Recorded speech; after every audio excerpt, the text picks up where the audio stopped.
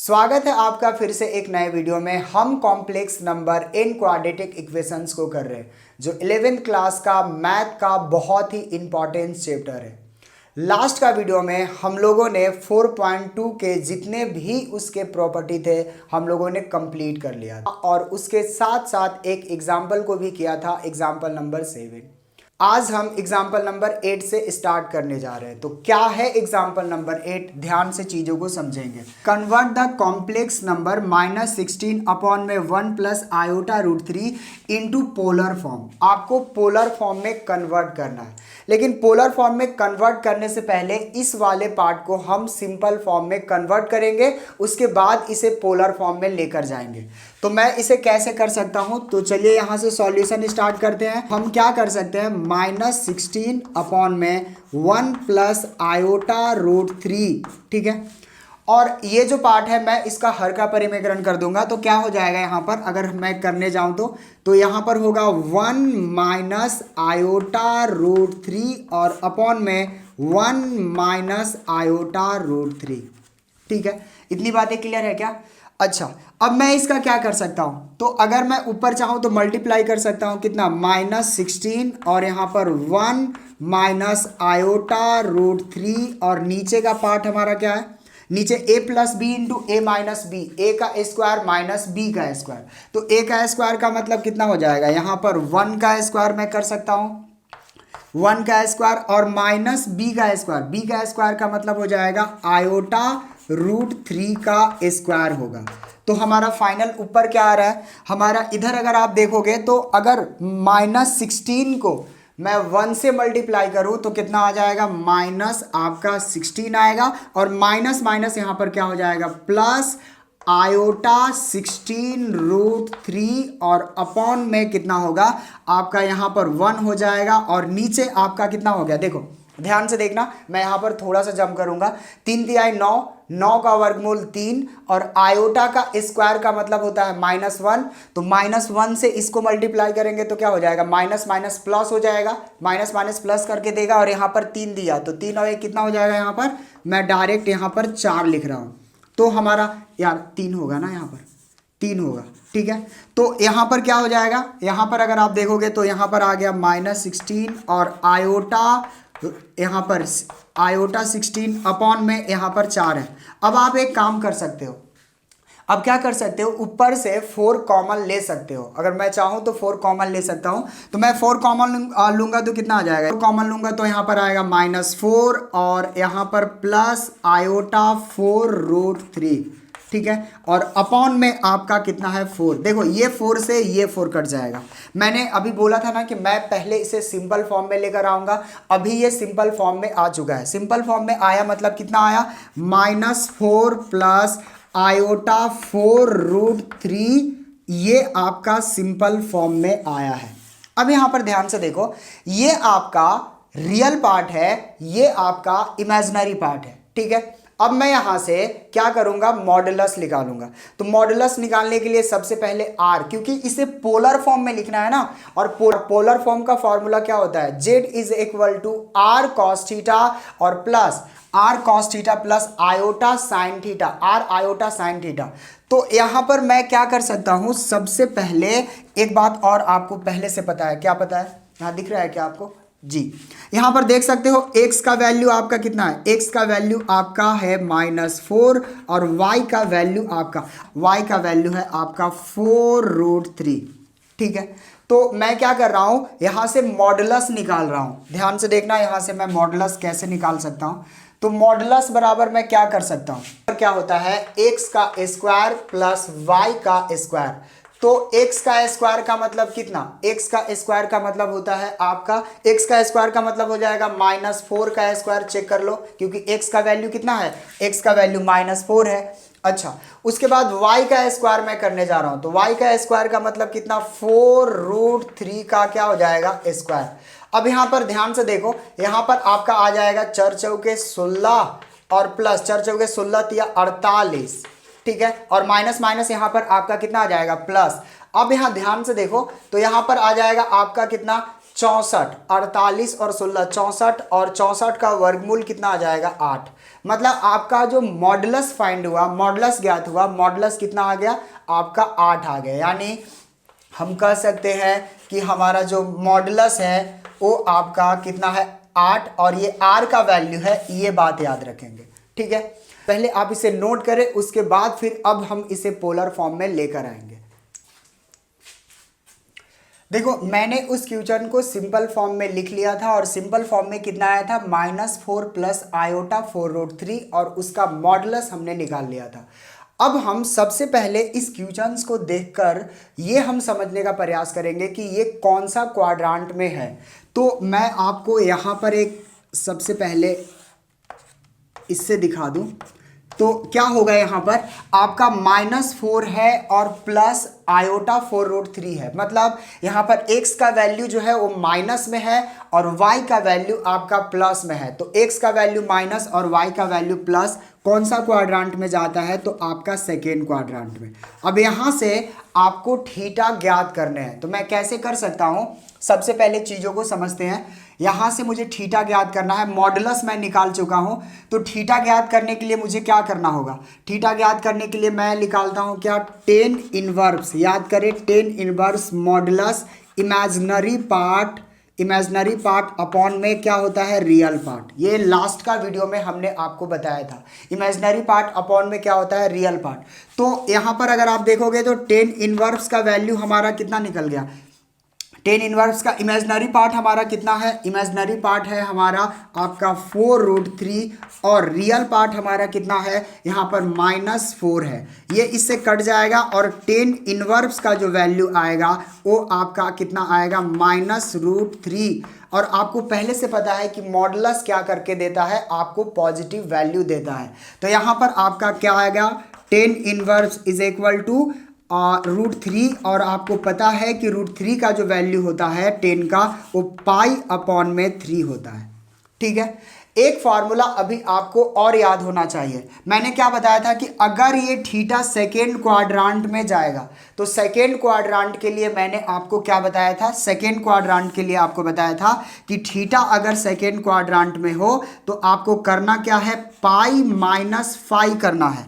ठीक है, और ये वैल्यू आपका किसका है, फाई का वैल्यू है। तो थीटा का वैल्यू कितना आ जाएगा, π-φ का वैल्यू आपका कितना डालोगे, π/3, और इसका एलसीएम ले लेंगे, यहाँ पर आपका आ जाएगा 3π - π, घटाएंगे तो आएगा 2π/3। यानी जो थीटा का वैल्यू हमें फाइनल मिला वो कितना मिला, 2π/3। अब हमें लिखना क्या होगा, अब हमें लिखना होगा पोलर फॉर्म। तो पोलर फॉर्म के लिए मैं क्या कर सकता हूं, यहां से मैं स्टार्ट कर रहा हूं पोलर फॉर्म। तो पोलर फॉर्म का सूत्र क्या होता है कि यहां पर r cos theta plus iota sine theta. ठीक है, अब आपको करना क्या है, यहां पर देख सकते हो r का वैल्यू हमें रख देना है 8, मैं 8 रख दूंगा। यहां पर cos थीटा का वैल्यू हमारा कितना आया है 2π/3, और प्लस आयोटा साइन। ठीक है, अच्छा ये हमारा r कॉमन है ना, r हमारा कॉमन है। ठीक है, अच्छा आयोटा साइन, और यहाँ पर थीटा का वैल्यू हमारा फिर से कितना आ जाएगा, 2π/3 आ जाएगा। ठीक है, ये आपका फाइनल आंसर है, आप इसे नोट करें। करते हैं एग्जांपल नंबर 9। एक्सरसाइज 5.2 या नए किताबों में एक्सरसाइज 4.2 दिया हुआ है, तो आपको बिल्कुल भी कंफ्यूज नहीं होना है, ध्यान से देखेंगे। क्वेश्चन नंबर फर्स्ट में हमें मॉडुलस ज्ञात करना है। आपको पहले से पता है कि मॉडुलस r को कहा जाता है, और आर्गुमेंट जिसको हम लोग थीटा कहते हैं, हमें थीटा ज्ञात करना है। तो हम कैसे कैसे ज्ञात कर सकते हैं, यहाँ पर हमारा फर्स्ट जो क्वेश्चन है आप देख सकते हो, फर्स्ट क्या लिखा हुआ है, z is equal to -1 - iota √3। ठीक है, तो सबसे पहले ये देख लो कि x का वैल्यू यहाँ पर कितना है। सबसे पहले मैं मॉडुलस ज्ञात करूंगा, तो x का वैल्यू -1 है, और y का जो वैल्यू है वो आपका -√3 है।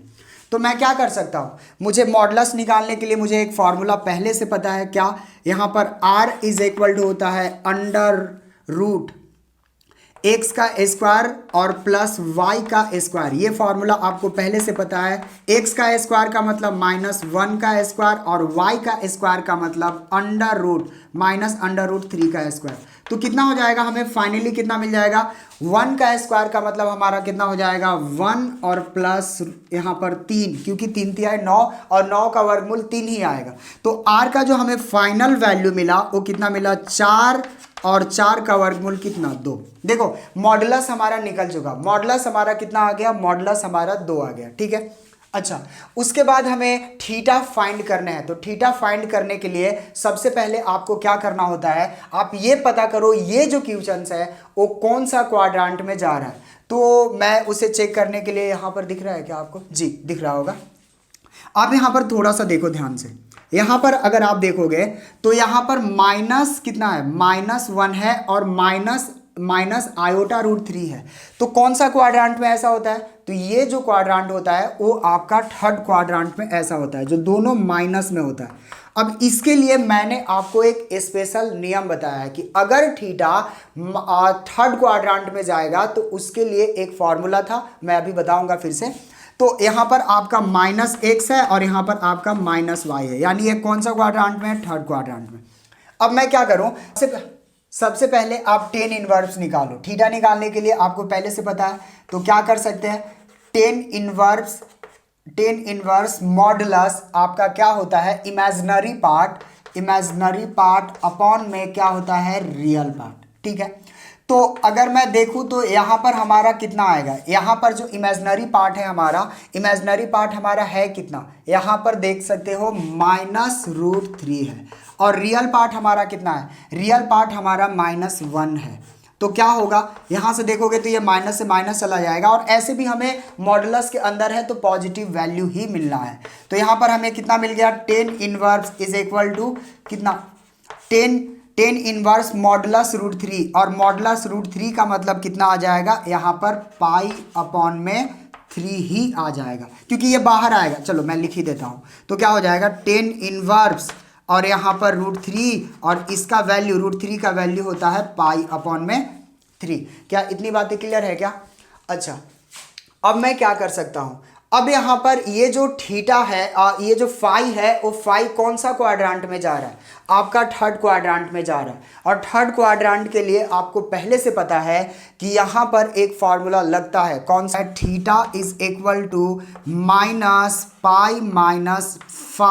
अब फाई का वैल्यू ये है, तो मैं क्या कर सकता हूँ, यहाँ पर माइनस और फाई का वैल्यू मैं कितना डाल सकता हूँ, π/3। तो यहाँ पर क्या आ जाएगा, यहाँ पर माइनस पहले से रहेगा, यहाँ मैं एलसीएम लूँगा तो कितना आ जाएगा, 3π और -π आएगा। अब मैं अगर मैं इसमें से घटाऊं तो कितना आ जाएगा, यहाँ पर 2π। तो यहाँ पर आपका जो आंसर आएगा 2π/3, और यही हमारा फाइनल आंसर होगा। थीटा का वैल्यू ये मिल गया, थीटा का वैल्यू इतना है, और अगर आप देखोगे तो यहाँ पर मॉडुलस आपका 2 है और थीटा का वैल्यू -2/3 है। आप इसे नोट करते हैं इसका अगला पार्ट। क्वेश्चन नंबर 2 क्या बोल रहा है, सेम वही करना है आपका, क्या मॉडुलस ही ज्ञात करना है और थीटा ही ज्ञात करना है। तो मैं क्या करूँगा, तो सबसे पहले देख लो इसका x का वैल्यू कितना है, और ये भी साथ साथ ये देखते चलो कि ये कौन सा क्वाड्रांट में जा रहा है। तो यहाँ पर देखो x का वैल्यू माइनस में है और y का वैल्यू आपका प्लस में है, मतलब ये कौन सा क्वाड्रांट में जा रहा है, सेकेंड क्वाड्रांट में। और सेकेंड क्वाड्रांट में आपका थीटा कैसे निकलता है वो आपको पहले से पता है। तो मैं क्या कर सकता हूँ, सबसे पहले इसका मॉडुलस ज्ञात करता हूँ, फिर उसका थीटा फाइंड करूंगा। तो मॉडुलस मैं कैसे ज्ञात कर सकता हूँ, अगर मैं मॉडुलस ज्ञात करने जाऊँ तो मॉडुलस क्या होगा, x का स्क्वायर प्लस y का स्क्वायर। x आपका कितना है, √3, और y आपका कुछ नहीं है तो 1 तो है ना, तो कितना हो जाएगा यहाँ पर आपका -√3 का स्क्वायर और प्लस यहाँ पर 1 का स्क्वायर। तो कितना आएगा यहाँ पर आपका 3 + 1, यानी आ जाएगा आपका 4, और 4 का जो वर्गमूल आएगा वो r इज इक्वल टू कितना आ जाएगा, 4 का वर्गमूल 2 होता है। तो यहाँ पर अगर आप देखोगे तो मॉडुलस ज्ञात हो चुका। अब मुझे क्या ज्ञात करना है, थीटा। मैं थीटा कैसे ज्ञात कर सकता हूँ, तो थीटा के लिए सबसे पहले मैं क्या करूँगा, यहाँ पर नाउ यहाँ पर अब आप ज्ञात करने जा रहे हो थीटा। तो यहाँ पर एक काम करते हैं, मैं लिखता हूँ टेन इनवर्स मॉडुलस, यहाँ पर इमेजिनरी पार्ट अपॉन में कौन सा पार्ट होता है, रियल पार्ट। तो इमेजिनरी पार्ट तो हमारा कुछ नहीं है, तो 1 तो है, 1 अपॉन में रियल पार्ट आपका -√3 है। तो अगर ये बाहर जाएगा तो कितना आएगा आपका, यहाँ पर माइनस का कुछ वैल्यू नहीं है, आएगा 1 अपॉन में √3। और 1 अपॉन में √3, 10 कितना डिग्री का वैल्यू होता है, 30 डिग्री का। और 30 का जो अगर मैं इसका रेडियन में वैल्यू लिखूंगा तो आ जाएगा पाई अपॉन में 6, ठीक है, पाई अपॉन में 6। ये आपका वैल्यू आया है फाई का। अब हमें ज्ञात करना होगा थीटा का वैल्यू। तो नाउ थीटा हम कैसे ज्ञात कर सकते हैं, तो थीटा इज इक्वल टू हमने क्या पढ़ा है, पाई माइनस आपका फाई। याद रखना ये सेकेंड क्वाड्रांट के लिए फॉर्मूला था, पाई माइनस फाई। तो मैं यहाँ पर क्या कर रहा हूँ, पाई अपने स्थान पर है, फाई का वैल्यू मैं डाल रहा हूँ पाई अपॉन में 6। अगर मैं एलसीएम लूंगा तो नीचे आएगा 6 और यहाँ पर आपका आ जाएगा 6 पाई माइनस पाई, यानी मैं लिख सकता हूँ 5 पाई और अपॉन में 6, यानी हमारा थीटा भी फाइंड हो गया। हमारा थीटा कितना आया, थीटा जो आया हमारा वो आया कितना, 5 पाई और बटा में 6, और यही हमारा फाइनल आंसर है। मैं यहाँ पर मॉडुलस भी ज्ञात कर लिया और हमने थीटा भी ज्ञात कर लिया। थीटा हमारा कितना है, थीटा पाई 5 पाई अपॉन में कितना 6। आप इसे नोट करें, करते हैं इसका अगला पार्ट। क्वेश्चन नंबर 3 क्या बोल रहा है, 3 बोल रहा है कि 1 माइनस आयोटा को आप पोलर फॉर्म में चेंज करो।